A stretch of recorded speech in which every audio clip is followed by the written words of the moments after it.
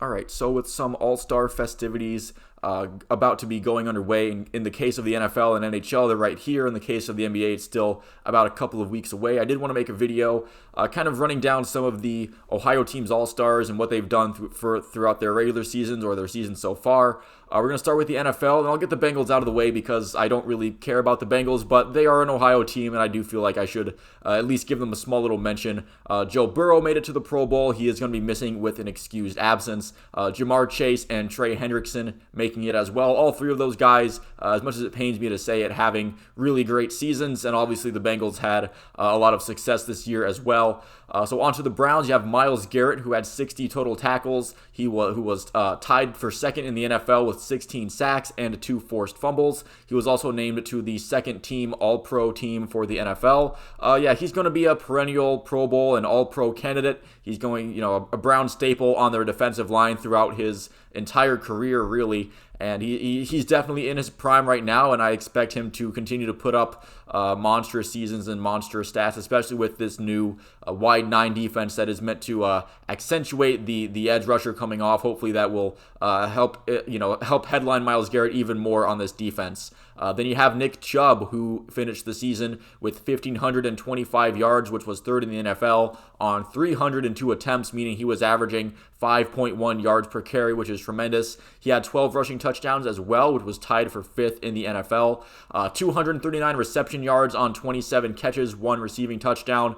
He didn't make the Pro Bowl for his receiving numbers, obviously, but I did want to throw them in there just because I'm listing off his stats. He only fumbled the ball once, and he also made it to the second team All-Pro for the NFL. He is my personal favorite Cleveland Browns player. I love watching Nick Chubb run the ball. No matter what the Browns put me through organizationally or on the field, I will always get to see Nick Chubb run the football, which is always a personal treat of mine. In my honest opinion, he should be the focal point of the offense. I know Browns fans, along with myself, have been pretty frustrated when it feels like Kevin Stefanski kind of gets away from the philosophy of Nick Chubb being what the offense goes through. And I just think the offense seems to just run better and chugs along a whole lot more efficiently when he's going off. And then Joel Bitonio also making the Pro Bowl. I'm not really good at recognizing offensive line stats at all. I'm not an expert on that kind of stuff. PFF, the official website, gave him an overall grade of 87.5, which is tremendous. And he also made the first team All-Pro, so I don't have to be an offensive line stats genius or know the numbers per se to know that he's had a fantastic season. And I think he's the longest tenured Brown, and he's going to be around for quite a while. So hopefully he's definitely going to end up, if not in the Hall of Fame, he's going to be in definitely some kind of Cleveland Browns Ring of Honor when things are all said and done. Wyatt Teller is also in the Pro Bowl, but he's called up as a replacement. He didn't necessarily have as great of a year as he did last season, but it's nice to see somebody like Wyatt Teller being able to join the Pro Bowl roster, even if it is on a replacement level.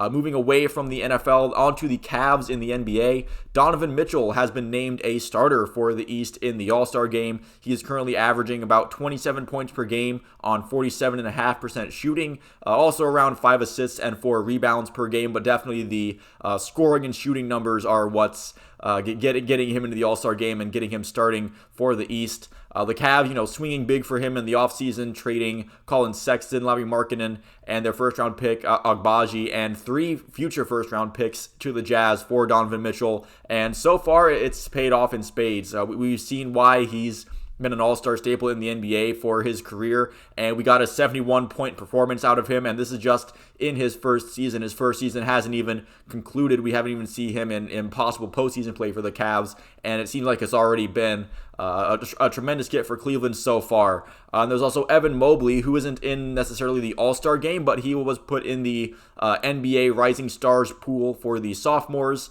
He's averaging 15 points per game on 55% shooting, and he's also getting about 9 rebounds per game as well, so almost a double-double. And he's really hit his stride lately, in my opinion. In his last 10 games, he's averaging 19 points and almost 10 rebounds.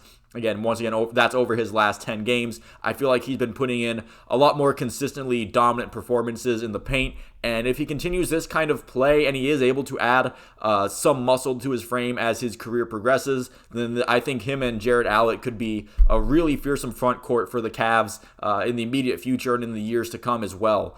So concluding this with the Blue Jackets having their all-star in Johnny Gaudreau, obviously a big acquisition in the offseason from the Flames. And in 51 games, he's put up 14 goals and 35 assists for 49 points. The Blue Jackets this far have had an awful season. If you look at the standings, they're dead last. It's been a really rough year with both injury and underperformance kind of plaguing this team. But he has been one of the few bright spots, especially considering the rotating door of line mates that he's really had to put up with due to his line mates either being hurt or, Brad Larson has kind of played around with him and Line A being together and then splitting them up for other line mates that seem to be working better together. Just hasn't really had a full season's worth of work or really any consistent chemistry to put together with really much of the same line mates consistently back to back. But he's still putting up almost a point per game this season, which is encouraging for the immediate future beyond this season. And that's pretty much it for this video. Again, just kind of wanted to quickly run down some of the All-Stars from the Ohio teams, just to kind of give them a nice little shout out. And again, while I don't really watch any of the All-Star and Pro Bowl stuff that these leagues put on, I do think it's nice that some of the best regular season performers do get recognized and they culminate in one event together, and I do think that's kind of nice for these leagues in general. So thank you all for watching. If you made it this far into the video, I'll see you at the next one.